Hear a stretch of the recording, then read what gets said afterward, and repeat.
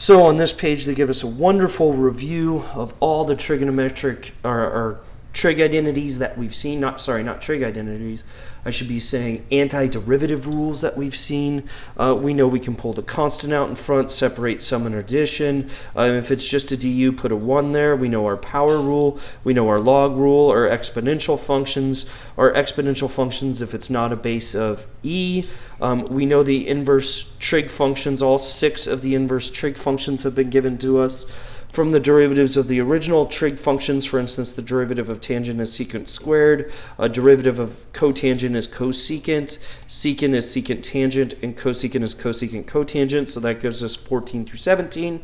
And then we have our new 3, 18, 19, and 20, which is our inverse trig functions. Again, we only need those 3 inverse trig functions because the only difference between those ones and the co-inverse trig functions is just a negative sign, and all you would have to do is pull that negative out in front. Okay, so you need to know all of these rules. You need to know U substitution, when to use it, how to use it. You need to know the U and A substitution. You need to be able to do things like the long division problem that we did. You need to be able to do those trig subs that we did, like tangent of x equals sine of x over cosine of x. So there are a lot of antiderivative rules that you need to know. It is truly overwhelming how much you need to know. So how do you get better at it? Practice, practice, practice, and then do some more practice if you need. And then when you think you've practiced enough, practice some more. Hey, did I mention you should probably practice a little bit? So do your homework, do your quizzes, and then practice some more. Do some extra problems. Look up extra problems in the e-text, see what you can do. That's truly how you're going to be successful on this test. Okay, so what's example 4 about? Example 4 is about, look, I'm going to have 3 different problems here. We can't see C, that's on the next page. You go ahead and preview it on C on the next page if you want. I just have A and B here. And notice what we're dealing with in each one of these problems is the square root of x squared plus 1 is in the denominator. So here in part A, the x is in the denominator. B, the x is in the numerator, and in part C, they don't even have an x at all.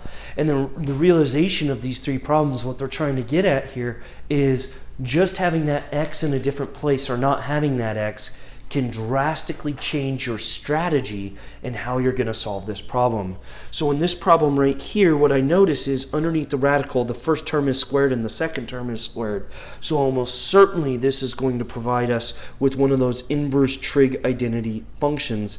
And in fact it is. So let's look at this. This is really the integral of 1 over x times the square root of x quantity squared minus 1 squared, and then this is times dx, right? And this is where I'm going to do step 1.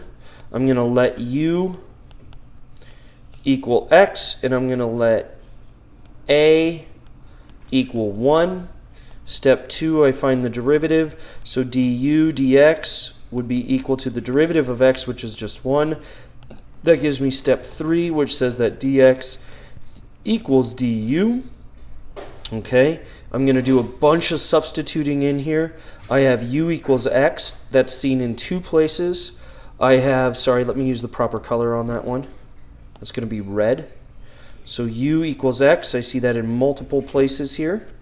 Okay, for dx, I'm going to make that a du. And then I also need to substitute that a, don't I? So there's my a value right there. And so when I rewrite this integral, this turns into the integral of 1 over, instead of x, I have a u. And then I have the square root of, instead of x, again, I have a u squared. And then instead of a 1 squared, I have a squared. And then instead of dx, I have a du. And that is exactly the formula that we have for the arcsecant when we integrate that. That was step 4. Step 5 is to integrate it. It directly fits the rule. So this turns into 1 over a times the arcsecant of the absolute value of u over a. That's what the rule is, right? Plus c. So in this case, when we back substitute for our a value and we back substitute for our u value, let's see what we're going to get here. 1 over a would be 1 over 1, which is just 1. So that's perfectly fine. And then we would have the arcsecant of u over a. U is here, so this would be the absolute value of x u is x in this case, and then again a is 1, so I don't need that. And then that would be the plus c. So the final answer to this problem would be the arcsecant of the absolute value of x plus c. Okay.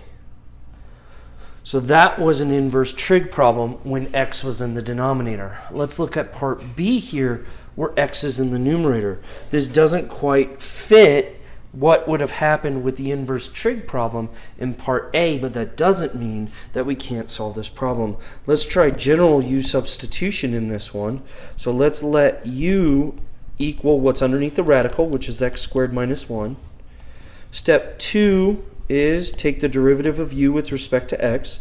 So du dx would be equal to the derivative of x squared minus 1, which is 2x.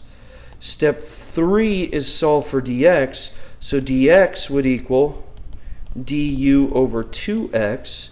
And then what do? We go back in and we substitute in everything we can. So we're going to substitute in for dx, and we're going to substitute in for u.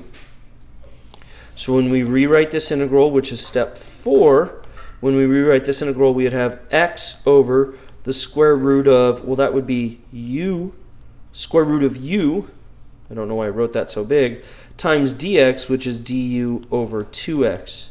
Notice our x's here simplify. We have a constant multiple of 1/2, so I'm going to pull that out. So this is going to be 1/2 times the integral of, I'm going to go ahead and write it as u to the negative 1/2, so because I know I'm going to use the power rule, and that's du. Now that I've written that using the power rule and simplified it as much as possible, I can actually integrate it. So this is equal to 1/2. The power rule says the integral of u to the negative 1/2. Negative 1/2 plus 1 would be u to the positive 1/2. Divide it by 1/2, but that's the same thing as multiplying it times 2. Then we have our plus c. The 2's simplify, and I'm left with the square root of u plus c. The only thing I have to do is back substitute for that u. So in my final step, step 6, I would have equals to the square root of x squared minus 1 plus c. So there it is right there. The square root of x squared minus 1 plus c. Okay, so look how similar parts A and B are. The only difference is where is the x? Two complete different strategies.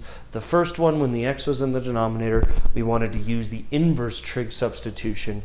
And part B, when the x was in the numerator, we used straight up regular u substitution. So very important problems to take a look at.